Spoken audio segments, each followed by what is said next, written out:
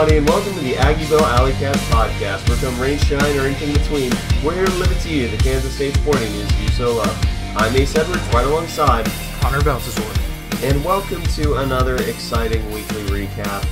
Just going to go real quick over the Volley Cats and the Soccer Cats and the wacky segment of the week, and then you can go on, move on your day, but we'll just go ahead and start right in with the Volley. Oh, wait, before we do this, next week will not be an episode that you want to miss, because that will be our 2 Catsketball previews for both the men and women's teams.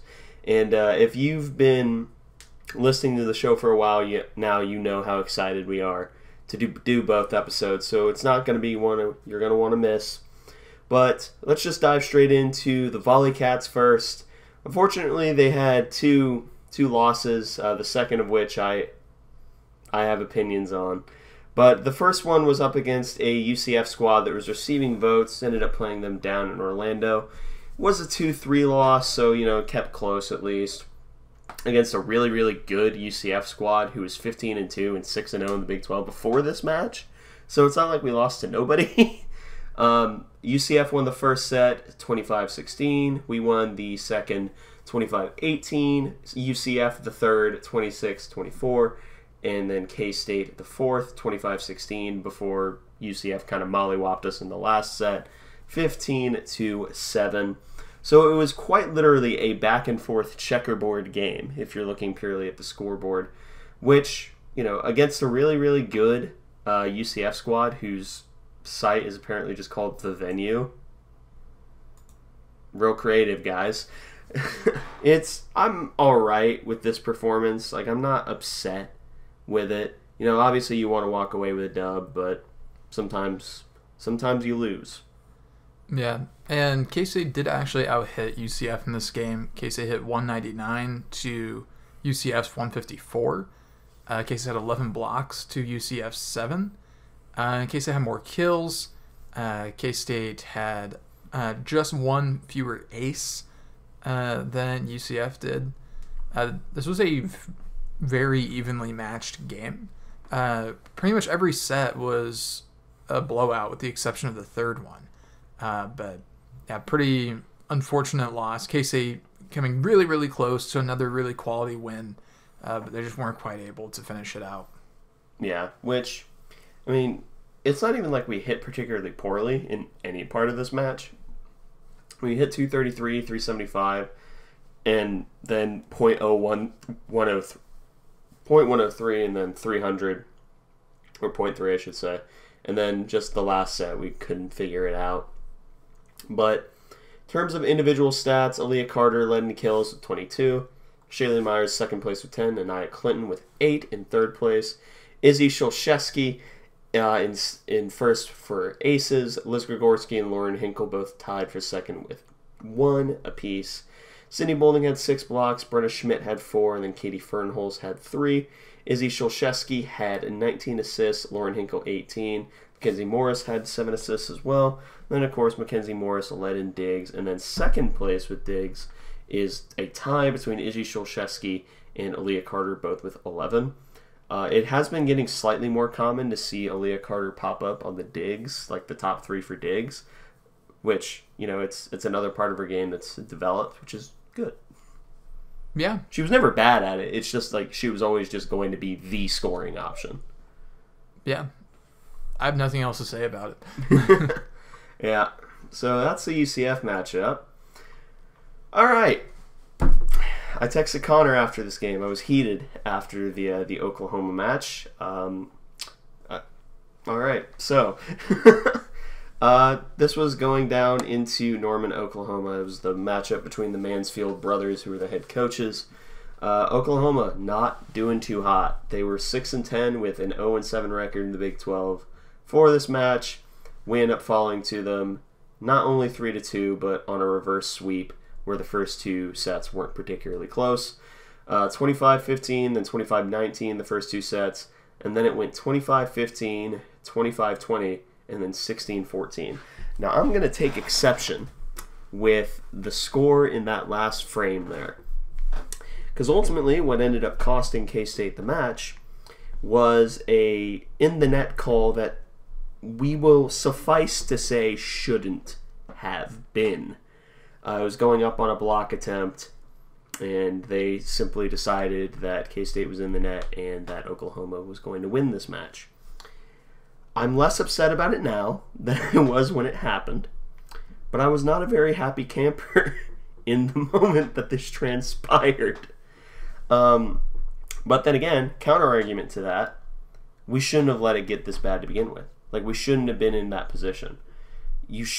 There's almost no situation in which you should ever get reverse swept, even less so against a squad that has been sort of floundering in Big 12 play. So it's a really disappointing loss is the way that I'd say it. Yeah, and I don't really feel like going over these stats either, because who cares? We got reverse swept by OU. I don't really care what the stats were. Like, there's no universe in which that should be acceptable, and there's no universe in which Oklahoma should be out blocking us when blocking is one of our best skill sets. Yeah, this was just bad. Really, really, really, really, really bad. Probably our worst loss in the year, honestly. Yeah, it's definitely the worst Big 12 loss by far. But, I'm just not going to go over it, especially because of the controversy at the end, and also we just don't really want to talk about it that much. But we still have another matchup up against Oklahoma the day this releases. Then next Thursday, we have back-to-back matchups in the morgue up against BYU Thursday and Friday. That's number 9 in the country as of time of recording, BYU. And then the week after that, it's KU week, and KU is also ranked 14th. We have quite the little slate here going up against number 9, number 14, and then number 6 in Texas. You need to pick up probably at least 2 of these games if you want to make the NCAA tournament. And I'm not saying that because, the resume is bad, because it's quite a good resume.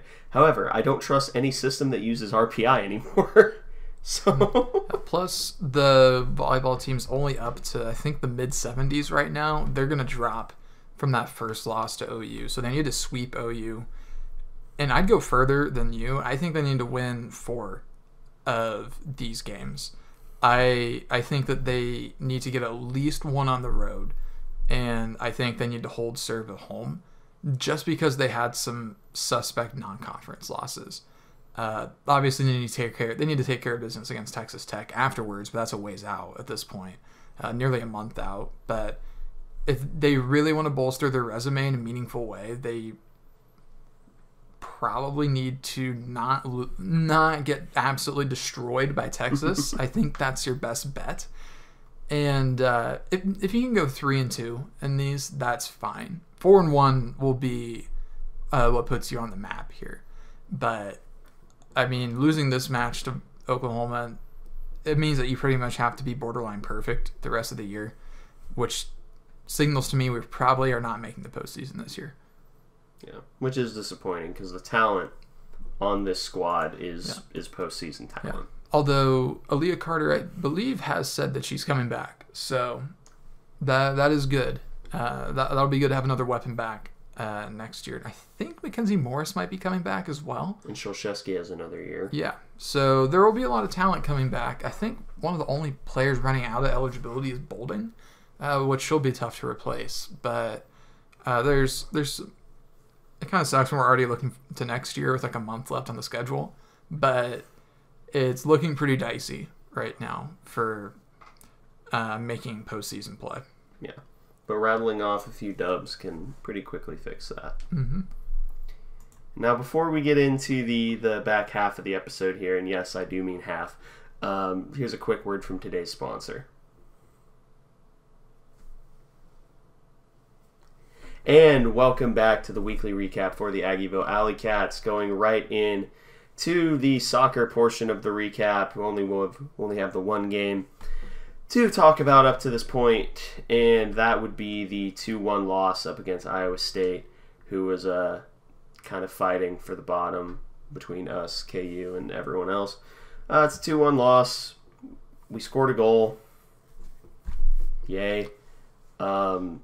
This pretty much, I'm not sure if it is fully mathematic, but there is, I don't think functionally any chance that we make the Big 12 tournament now. Yeah, we may be mathematically eliminated just because of Iowa State being at the bottom too, and now they've got a pretty significant lead on us. There's no way that we can pass Iowa State, and they're near the bottom already. So I think we're out, probably. Yeah. Anyway, Iowa State had 11 total shots, 4 on goal. K-State actually outshot Iowa State, which is, I think that's one of the first times during, I think maybe the first time in Big 12 play that we actually outshot the other team. 7 of those shots were on goal. Iowa State just had better goalkeeping. 6 saves compared to K-State's 2. We had 6 corners compared to Iowa State's 1, but we also fouled a bunch more. Shout out Josie's getting her 3rd goal on the year in the 7th minute. Pretty quick goal. And then we just couldn't hang on just couldn't hang on for the rest of the game, which, we keep hearing about how young this team is. I don't want to say that that's just it is a reason, but at the same time, the way that people use it, it sounds more like an excuse than a reason. Because the number 1 goal for this year, you and I set it out at the beginning of this year. Granted, we're just 2 dudes with a podcast who cover non-rev sports, so, they're not really paying attention. But we just wanted improvement. That's what we wanted from this year. Yeah, and I think this is pretty clearly regression. I mean, the absolute best case record that K-State can have overall at this point is 4-11-3, and it's because we're 3-11-3 right now, and that requires us winning on the road against KU, who's a fellow cellar dweller right now with K-State. So there's a non-zero chance, some may say a better chance than not, that we end this year with only 1 win in Big 12 play, which is a notable step back.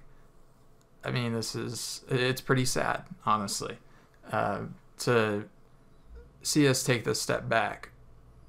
I don't really know what else to say, really. I don't think I have anything else to say, other than the season has largely been a wild disappointment that has at times shown flashes of a better team, but at some point you are what you're showing, and we've not shown much at all. So we might just suck.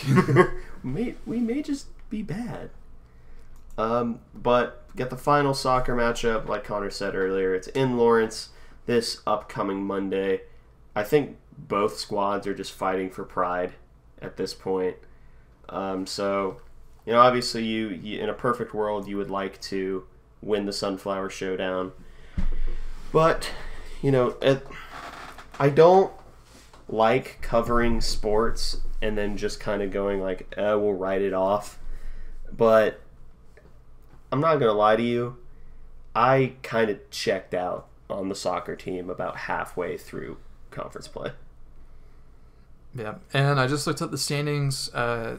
K-State is second to last, ahead of only KU. KU is winless in Big 12 play. So this is entirely for pride. That's all that this is. Whoever loses ends up in last. That is what's at stake in the Sunflower Showdown this year.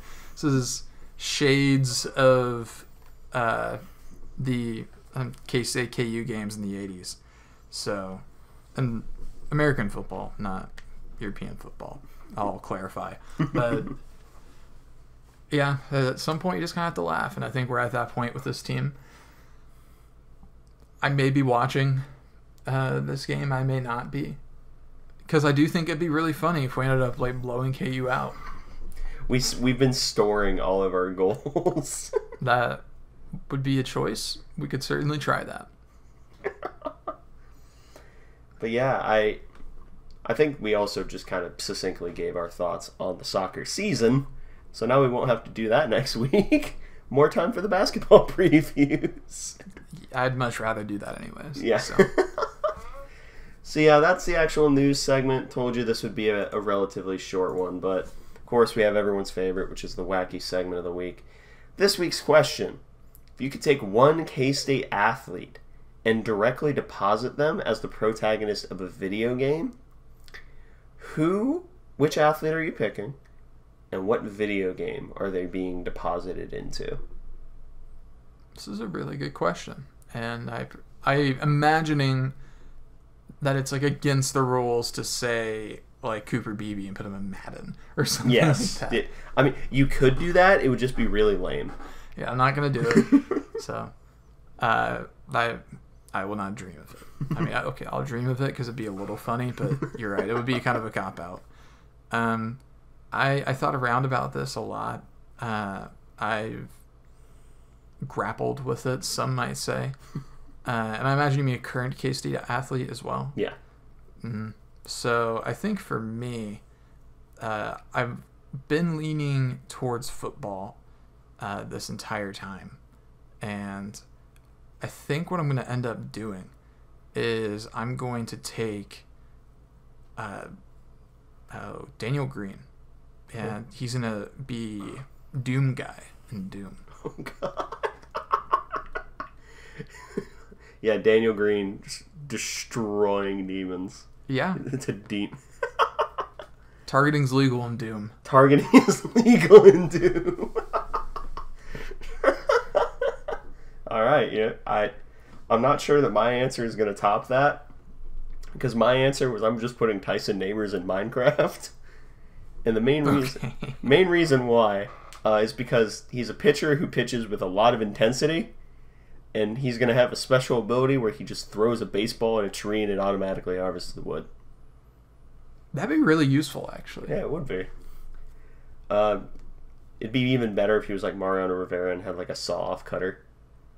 That'd be perfect. Yeah, then that would be perfect. Perfect. But that's an in-joke no one's going to get. But yeah, that pretty much wraps up this episode of the Aggieville Alleycats podcast. Thank you all so much for listening. If you want to follow or contact the show, you can follow us just about anywhere at Aggieville Alleycats. If you want to email us, we're AggieVilleAlleycats@gmail.com. If you want to follow us on a more personal note, I'm at ACEdward00. I am at Connor Baltazar, capital C, capital B. And if you want to support the show financially, please be sure to check out the official Aggieville Alleycats merch store. Link in the podcast bio as well as our Twitter bio. But most importantly, thank you all for listening to this episode of the Aggieville Alleycats podcast. Where come rain, shine, or anything between, we're here to deliver to you the Kansas State sporting news that you so love. Stay safe, Alleycats.